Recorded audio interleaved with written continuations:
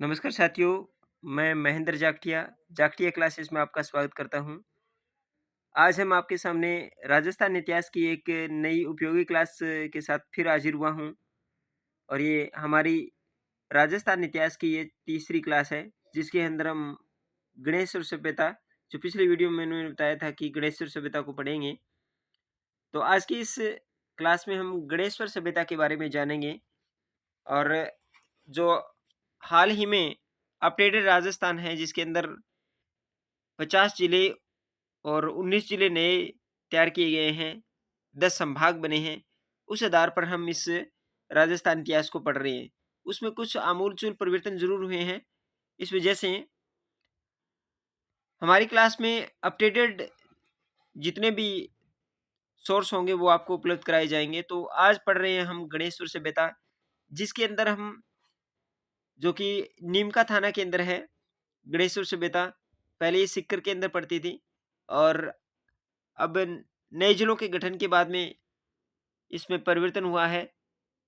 तो ये आप अपने नोट्स में अच्छी तरह से कन्विंस कर लेना कि ये गणेश सभ्यता वो नीम का थाने में पड़ती है। उत्खनन किया था इसका आरसी अग्रवाल ने 1977 के अंदर। पुनः उत्खनन इसका 1978-79 में विजय कुमार ने किया।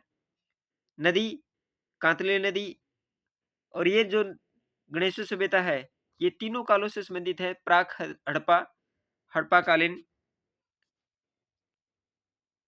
हड़प्पा कालीन, ताम्रयुगीन और तीनों कालों से ये संबंधित है। तो ये बहुत इंपॉर्टेंट तथ्य है। इसके बाद में बात करें ताम्रयुगीन, ये सभ्यता है जिसके अंदर इसे ताम्रयुगीन सभ्यताओं की जननी भी कहा जाता है। ताम्रयुगीन संस्कृति में सबसे प्राचीन सभ्यता कौन सी है? तो है गणेश्वर सभ्यता। बात करें ताम्रयुगीन सभ्यताओं में सबसे प्राचीन कौन सी है? तो है गणेश्वर सभ्यता। ताम्रयुगीन संस्कृतियों में ये सभ्यताओं की जननी जानी जाती है। इसे एक अन्य नाम से भी जाना जाता है, वो है पुरातत्व का पुष्कर। इसे पुरातत्व का पुष्कर भी कहा जाता है, ये इसके उपनाम है। इसके बाद जून 2006 में इसमें खुदाई के दौरान ढेर सारी ताम्र उपकरण मिले थे। प्राग ऐतिहासिक बस्ती जो हड़प्पा संस्कृति को तांबे की आपूर्ति करती थी। काफी बार ये प्रश्न पूछा गया है कि ऐसी कौन सी बस्ती थी राजस्थान के अंदर, ऐसी कौन सी सभ्यता है जो प्राग ऐतिहासिक काल के अंदर हड़प्पा संस्कृति को तांबे का जो है वो आपूर्ति किया जाता था। इसके बाद में गणेश्वर सभ्यता की जो विशेषताएं हैं, गणेश्वर सभ्यता में मकान पत्थर के बने हुए थे। इसमें ये फैक्टेड है कि इसके अंदर ईंटों का इस्तेमाल बिल्कुल भी नहीं किया गया है। राजस्थान की ऐसी कौन सी सभ्यता है जिसके अंदर जिसके मकानों में ईंटों का इस्तेमाल नहीं किया गया? वो है गणेश्वर सभ्यता। पत्थर के बांध बने हैं।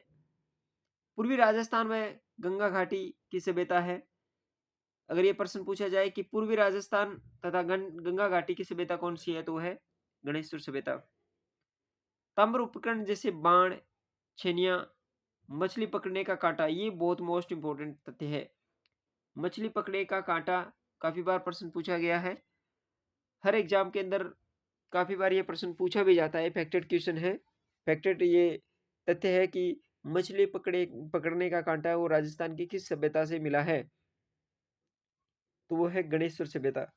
इसके बाद में दोहरी पेचदार सिरे वाली ताम्र पिन, उस तरह के फलक, ये बहुत ही मोस्ट इंपोर्टेंट है। उस तरह के फलक कहाँ से प्राप्त हुए हैं? गणेश्वर सभ्यता से। हड़प्पा पूर्व संस्कृति के हल्के बर्तन भी यहाँ से मिले हैं। यहाँ 2 प्रकार के बर्तन मिले हैं, जिसके अंदर हड़प्पा पूर्व संस्कृति के हल्के बर्तन मिले हैं। इसके बाद में लाल चिकनी मिट्टी के बर्तन भी इस सभ्यता से प्राप्त हुए हैं। तो जो मेन चीजें एक बार पुनः पढ़ते हैं। गणेश सभ्यता नीमका थाना के अंदर अपडेटेड क्वेश्चन है, क्योंकि पहले ये सीकर के अंदर पड़ती थी। उत्खनन आरसी अग्रवाल ने 1977-1978 के अंदर विजय कुमार ने। नदी कांतरे नदी, प्राक हड़प्पा, हड़प्पा कालीन, ताम्रयुगीन, तीनों कालों वाली सभ्यता है ये। ताम्रयुगीन संस्कृति में सबसे प्राचीन सभ्यता है गणेश्वर सभ्यता। ताम्रयुगीन सभ्यताओं की जननी कौन सी है?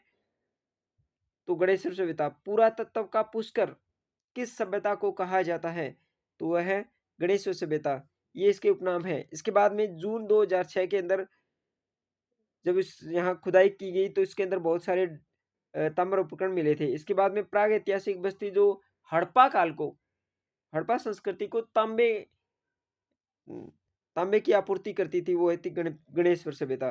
गणेश्वर सभ्यता की मुख्य-मुख्य जो विशेषताएँ हैं, वो है मकान पत्थर के बने हुए थे, पत्थर के बाँध मिले हैं, पूर्वी राजस्थान और गंगा घाटी क्षेत्र की सभ्यता है, ताम्र उपकरण जैसे बाण हुए, मछली पकड़ने का काँटा हुआ, छेनियाँ हुई, दोहरी पेचदार सिरा वाली ताम्र पिन मिली है, उस तरह के फलक मिले हैं, हड़प्पा पूर्व संस्कृति के हल्के बर्तन भी मिले हैं।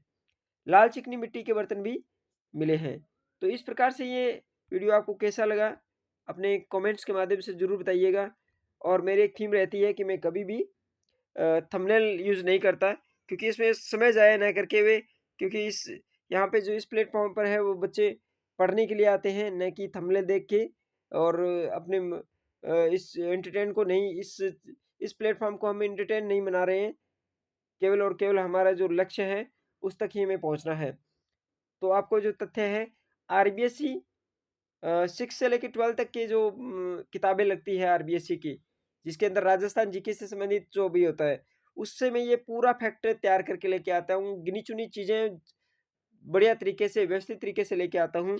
आने वाले इस वीडियो के अंदर हम अन्य सभ्यताओं के राजस्थान की अन्य सभ्यताओं के बारे में क्योंकि हमारा टॉपिक चल रहा है राजस्थान सभ्यताएँ और उसमें हम एक नई सभ्यता के साथ में नेक्स्ट टॉपिक में मिलेंगे। सच फॉर वॉचिंग अच्छी तरह से इसको चैनल को सब्सक्राइब कीजिएगा, लाइक कीजिएगा और अपने जो रिलेटिव्स हैं उनसे शेयर भी कीजिएगा ताकि आपके इस सहयोग से मैं मोटिव होकर एक नए तथ्यों के साथ में, एक बढ़िया पीडीएफ के साथ में, एक बढ़िया कंटेंट के साथ आप तक जुड़ा रहूँ। नेक्स्ट वीडियो में मिलेंगे एक नई सभ्यता के साथ, तब तक के लिए धन्यवाद।